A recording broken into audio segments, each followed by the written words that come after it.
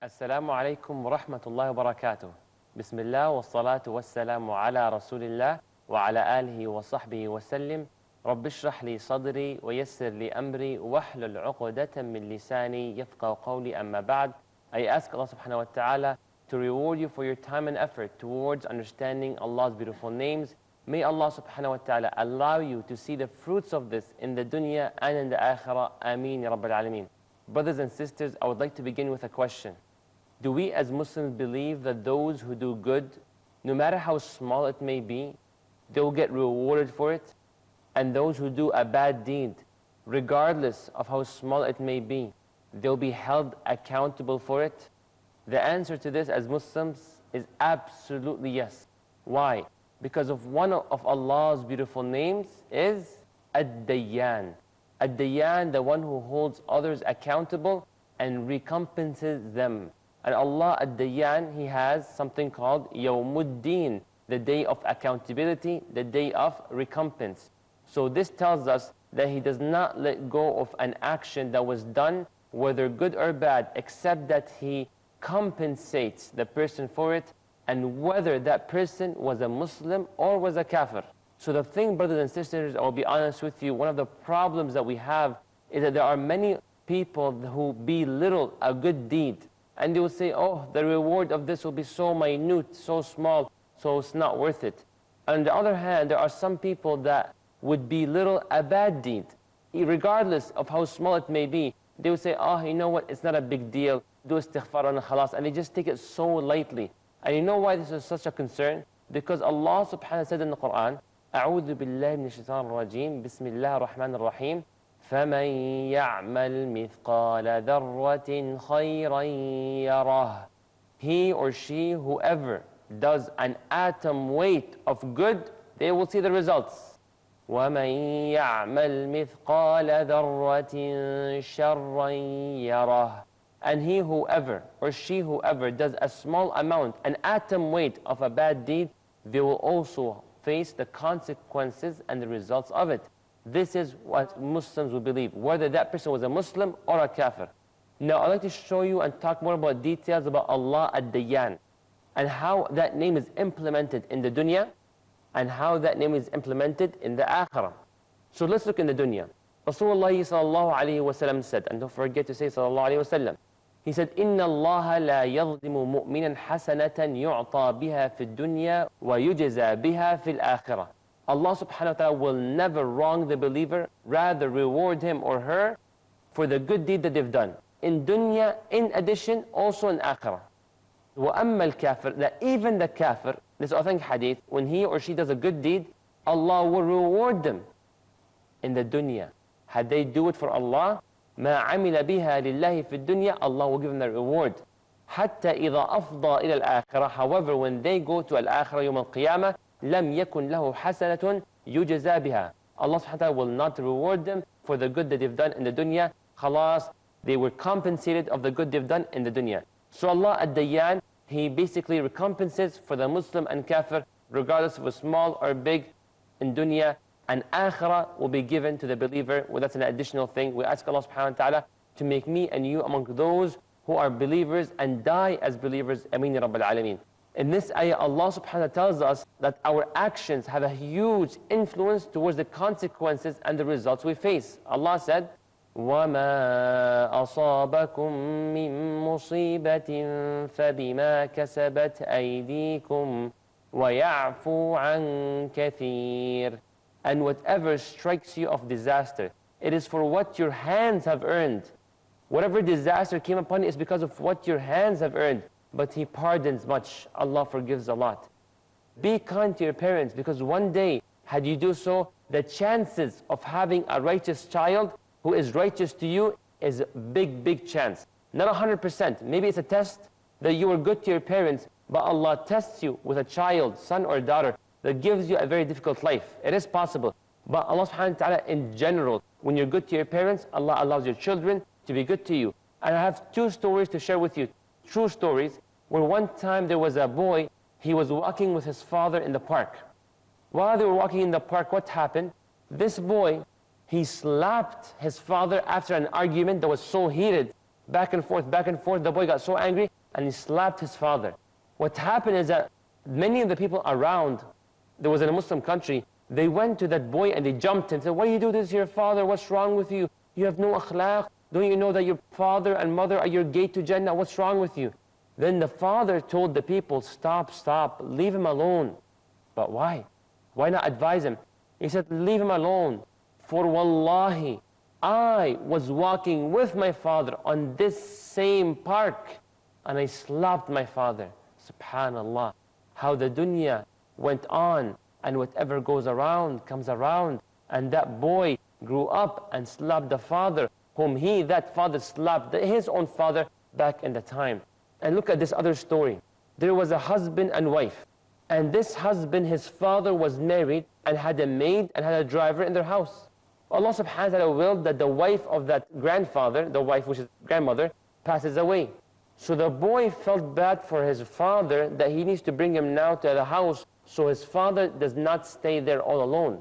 While the father now goes back to his son, he sits in his house and perhaps as older people, not as patient, or they look into details, etc., or whatever the reason may be, that father of that husband, he kept picking on everything in the house. Oh, why so much rice? Why is the AC on? You know what? It's hot in here. Raise the temperature. You know what? Change the couch. Move this, move that. The wife told the husband that your father, who is her father-in-law, is bugging me, is irritating me. So can you please do something about it? I don't want him here anymore. So either you choose me or you choose your father. So now the husband is in the middle. The husband is here, the wife is here, and the father-in-law. So this man is saying, please be patient to his wife. You know what, my father's an old man, be patient. She insisted, either me or your father.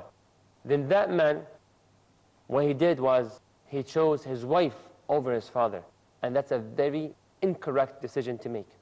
And now when this man chose his wife over his father, he took his father to a room nearby the house. So this room is a small room, very tiny, not many facilities. The father is not used to such small room and so on. So he placed him there, which is outside the house for a certain extent, and there was hardly any connection. Now the father will not argue with his son and say, oh, why did you put me in this room? Because even the father feels, you know what, halas, this is not my house, so okay, I will listen. So that father goes into that room. Days and days and days pass by and no communication takes place. And that son would go along with his wife and the maid and prepare some food for their father. And they will just go and send the maid while she puts the food, and then when the father is done, that main father, they return back the food.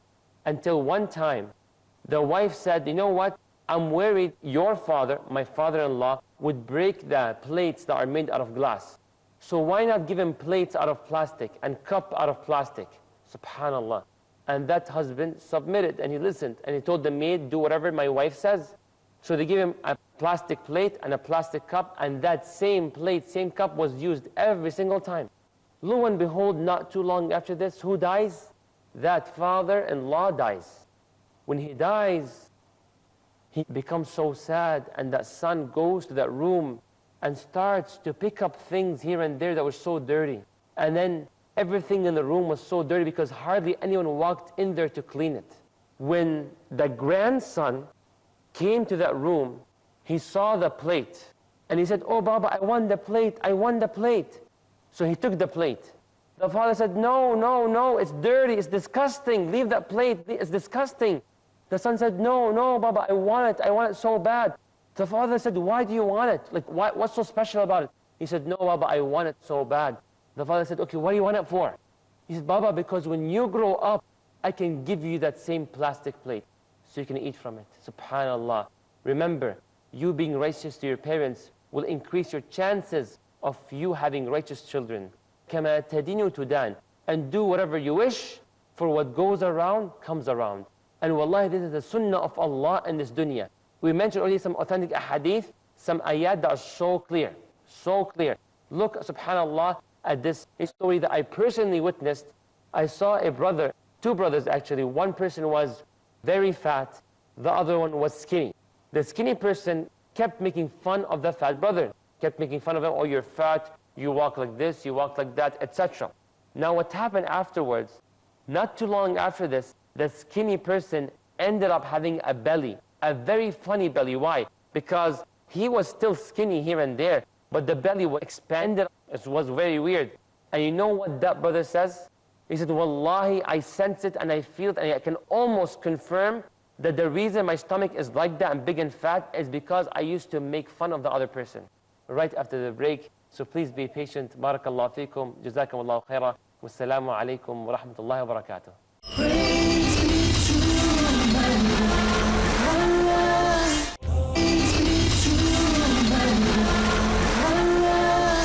Assalamu alaikum wa rahmatullahi wa barakatuh. Bismillah ar-Rahman ar-Rahim. Jazakumullahu khaira for your patience. Now, when that father went to that small room and he saw that his own father, the father-in-law of his wife, has passed away, everything was filthy and dirty around.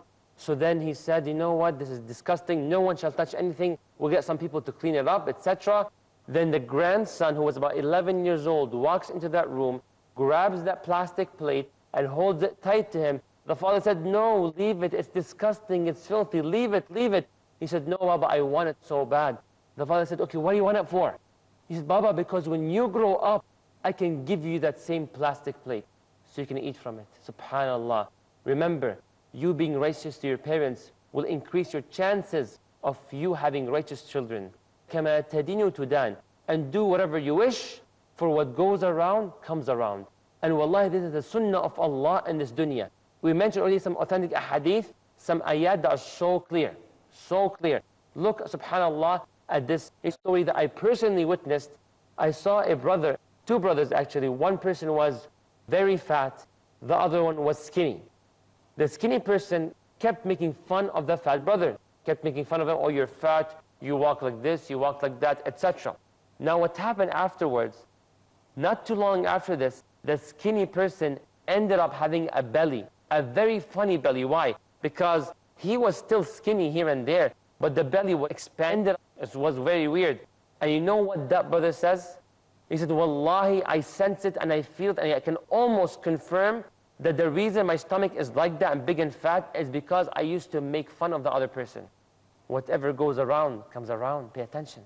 I also know of a story personally of blood brothers and sisters where the sister was short and the brother was a lot taller. So he used to make fun of her height so much, and sometimes he would cry.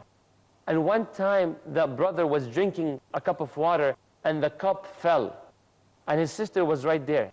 So he told his sister, pick it up for me. She said, you're right there, you pick it up. He said, no, you're closer. SubhanAllah, you're closer to the cup, so you pick up the cup. Then the sister, SubhanAllah, she felt so bad and perhaps even cried.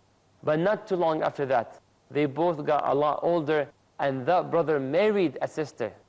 That sister he had got married to, when his own blood sister saw her, she said, oh brother, you know what? I think your wife is actually shorter than me. He said, no, she's not. No, measure her height. I'm like, no, we don't want to measure the height. Then the brother kept saying, no, don't measure the height. They both insisted. So that brother's wife and that brother's sister measured the height, subhanAllah, and the sister was actually taller than his own wife, subhanAllah. Whatever goes around comes around. Wallahi, don't make fun of people, because you never know. Maybe that thing that you're making fun of them will eventually come to you, subhanAllah. We ask Allah's refuge and we ask Allah to protect us. So you would go to the bus and you would find one empty seat. You sit in it. And the next stop, a really old man comes. That old man walks into the bus and there are no seats. You standing up, giving that seat, sacrificing it, forsaking it to that old man to sit. Bi-idhnillah, when you get old, when you walk into the bus or similar situation and you find a need to sit and relax and there's no room for it, Allah subhanahu wa ta'ala ad-Dayyan will will that someone will stand up for you where you can sit there in place, or something similar to that. Allah subhanahu wa ta'ala ad-Dayyan, something that gives us hope. And wallahi, you see this, the sunnah of Allah subhanahu wa ta'ala. Look at this true story of the brother. One time he was driving. As he was driving, there was his friend sitting by him, and all of a sudden, as they were talking back and forth, they happened to smash a car right in front of them. So the bumper of the front car gets scratched and hit by his own car. That man gets so scared, gets so worried, leaves the car. sweating, worried, car insurance will go up, etc. How much will this cost? Then when he went outside, the person who was in the front, he came down and looked at his bumper. He said, you know what? Nah, it's okay, don't worry about it. Everything will be just fine. It's not a big deal. Then that man said, just go home, don't worry about it. I will not call the cops. I will not call the insurance company. You just go back to your car. I'll go back to my car. Everything is good. Then that man went to his car and he drove off. That brother who hit the car, who was in the back, who was driving, he starts to cry so much. And Allah, I'm telling you a true story. I'm not making this up. Crying so much, so much. The guy beside him asked him, why are you crying? You should be happy. That man let us go. He said, Wallah al-Azim, just in this same place, I was stopping at a stop sign. A car behind me came and hit me. And I came down the car. And the guy who hit me came down the car and he was with his family going for a vacation, going for a trip. Then I told that man, don't worry, it's simple. Then, you know what? Go to your car. I will not call the cops. I will not call the insurance company. So Allah subhanahu wa ta'ala rewarded me that when I hit someone else, Allah blessed me with the same treatment I treated the other person. Allah's name Ad-Dayyan, wallahi, is such a beautiful name. Look at this authentic hadith where Rasulullah sallallahu alayhi wa sallam said. Now there's a scary part to it as well. He said, Man samma'a, samma'a Allahu bih.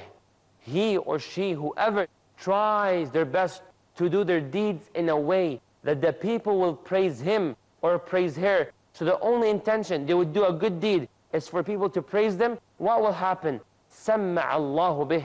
Allah will make him or her famous and on the tongue of people. But how? In a very humiliated way. In a way where Allah would expose their core intentions. Subhanallah. And Rasulullah said in authentic hadith, وَمَنْ شَاقَ شَاقَ اللَّهُ عَلَيْهِ يَوْمَ الْقِيَامَةِ. And he whoever puts people into difficulties, what will happen? Allah, Ad-Dayyan, will put him into difficulties on the day of resurrection. Subhanallah.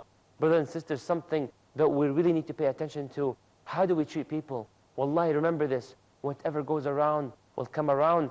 Be good to the people, and bi-idhnillah, you will see good treatment. Be kind to the people, and the people will be kind to you. And had you become horrible to the people, they might be horrible to you. So watch out and pay attention. Look at this hadith that is very serious. Rasulullah sallallahu alaihi wasallam, from the tone of the hadith, you see how serious he was. Rasulullah sallallahu alaihi wasallam said, Ya ma'ashara man amana bilisanihi wa lam yadkhul al-iman qalbah. O you who believed with their tongues, and iman has not been fully instilled in the hearts. La taghtabu al-muslimin. Do not backbite your Muslim brothers and sisters. Do not talk bad about them. وَلَا تَتَّبِعُوا عَوْرَاتِهِمْ. And don't follow their faults.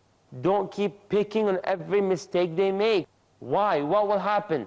فَإِنَّهُ مَنْ تَتَبَّعَ عَوْرَةَ أَخِيهِ. For whoever follows the faults and the shortcomings of their brother and sister, تَتَبَّعَ اللَّهُ عَوْرَتَهُ. Allah subhanahu wa ta'ala will seek your faults if you do so. وَمَنْ تَتَبَّعَ اللَّهُ عَوْرَتَهُ. And whoever Allah tries to seek their faults, Allah will never fail, and Allah will expose them. يَفْضَحُ وَلَوْ فِي جَوْفِ بَيْتِهِ. Allah will expose them even if that thing that they were doing is in the middle of their house. Subhanallah. So pay attention. No need to talk trash about people. No need to backbite. Brothers and sisters, this is a glimpse of Allah subhanahu wa ta'ala Ad-Dayyan in the dunya. Then how will He implement His beautiful name Ad-Dayyan in the akhirah? I'll mention a few ayat, then we'll conclude this episode inshallah, and then we will go to the next episode talking more in details about this. Allah subhanahu wa ta'ala does not recompense in dunya if He doesn't do this in the dunya and show you the results of the actions that you do, then definitely He will do so in Yawm al-Qiyamah. Allah says in the Quran, in the ayat that we read at least 17 times a day, how we pray our 5 daily prayers, Allah says, Alhamdulillahi Rabbil Alameen, Ar-Rahmanir Rahim, Maliki Yawmiddin. Alhamdulillah, all thanks is due to Allah subhanahu wa ta'ala. Ar-Rahman Ar-Rahim, Maliki Yawmiddin, the sovereign of the day of recompense. So Yawm al-Qiyamah is also Yawm al-Din, where everyone who did something, they will find the consequences of it, whether it was small or big, whether it was a kafir or a Muslim, whether it was a sayyi'ah or a hasana, whether it was a good deed or a bad deed, a person will see the results. Listen to this verse as well. Allah says in the Quran, وَنَضَعُ الْمَوَازِينَ الْقِسْطَ لِيَوْمِ الْقِيَامَةِ فَلَا تُظْلَمُ نَفْسٌ شَيْئًا. And we place the scale of justice on Yawm al-Qiyamah, so no soul will be treated unjustly at all. Then Allah says, وَإِن كَانَ مِثْقَالَ حَبَّةٍ مِّنْ خَرْدَلٍ أَتَيْنَا بِهَا وَكَفَى بِنَا حَاسِبِينَ. And if there's even the weight of a mustard seed, we will bring it forth, and sufficient we are as accountant. Such an important thing. And I love about these ayat how Allah stresses on how small the deed is. Then imagine if we do something major. If Allah will not overlook a small little deed, then what about the bigger ones? Brothers and sisters, this name of Allah, Ad-Dayyan, shall give you so much hope towards doing good deed, and shall give you so much fear when you're about to do a bad deed. We will go more and more and mention more of Allah's beautiful name, Ad-Dayyan, for us to hold ourselves accountable, for us to put ourselves on check, for us to hold